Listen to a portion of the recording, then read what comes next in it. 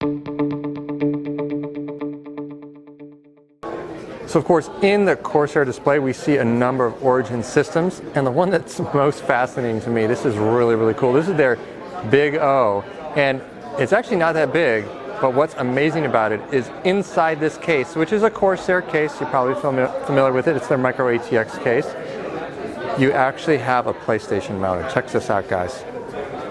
This is really cool. Not only is it mounted in there, it's liquid cooled, so it's much, much quieter than a standard PlayStation 4.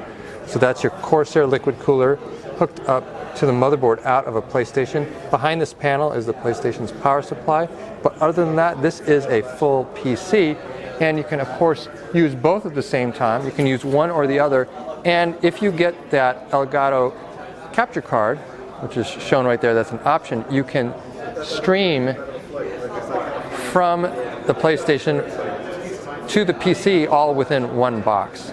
It's a pretty neat integration for console gamers who are streaming their content, and this way they don't need two boxes, they don't need two devices, and they get a much quieter PlayStation. You can also get this with an Xbox, and it costs $2,500.